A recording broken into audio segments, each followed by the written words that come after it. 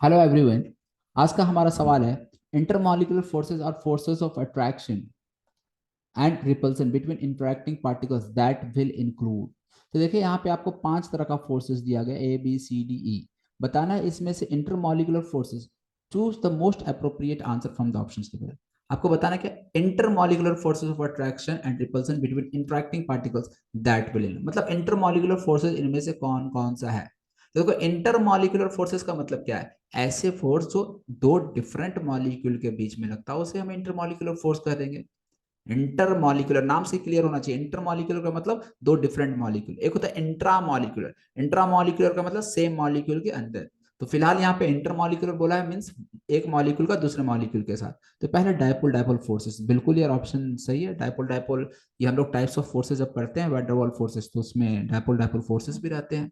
इसके एग्जांपल के लिए हम बात करें तो जब दो पोलर कंपाउंड आपस में आते हैं, इंटरेक्ट करते हैं, दो polar compound like HCl and water मान लो।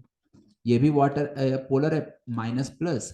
वाटर में भी H पे प्लस माइनस, तो दोनों जब पोलर कंपाउंड होगा तो यहाँ पे डायपोल डायपोल फोर्सेस प्रेजेंट होते हैं। दूसरा डायपोल इंड्यूस डायपोल फोर्सेस, ये कहाँ पे होता है, जब एक कंपाउंड पोलर है और दूसरा नॉन पोलर, तो वहां डायपोल इंड्यूस डायपोल होता है। जैसे एक HCl है, दूसरा मान लीजिए Cl2 है, तो ये तो पोलर है, ये नॉन पोलर है।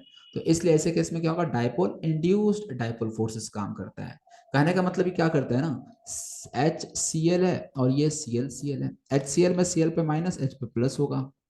अब होता क्या है, जैसे ये Cl2 के पास में आता है ना, तो ये Cl माइनस क्या करेगा, इसके ऊपर डायपोल इंड्यूस कर देता है। किस तरह से डायपोल इंड्यूस करता है, ये इलेक्ट्रॉन को, ये डेल माइनस है ना, तो ये क्या करेगा, इलेक्ट्रॉन को रिपेल करके इधर भेज देगा और यहाँ पे डेल पॉजिटिव क्रिएट कर देगा। और इस तरह से यहाँ पे इंट्रैक्शन इनके बीच स्टार्ट हो जाता है। तो ये भी दो डिफरेंट मॉलिक्यूल के बीच का इंट्रैक्शन है, जहाँ एक polar molecule non polar molecule को में डायपोल इंड्यूस कर रहा है। तो इसलिए ये भी आपका इंटरमॉलिक्यूलर फोर्सेस ऑफ अट्रैक्शन है।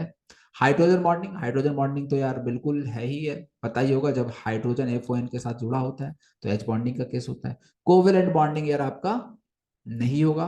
क्यों नहीं होगा, क्योंकि कोवेलेंट बॉन्ड एक्चुअली में ये मॉलिक्यूल के अंदर काम करता है, ना कि एक मॉलिक्यूल का दूसरे मॉलिक्यूल के साथ होता है।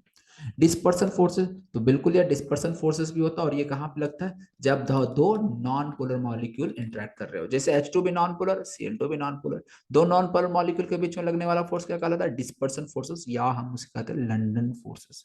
तो इस तरह से ये ABCDE पांच ऑप्शन में कौन कौन सा ऑप्शन जो इंटरमॉलिक्यूलर फोर्सेस को रिप्रेजेंट कर रहा है।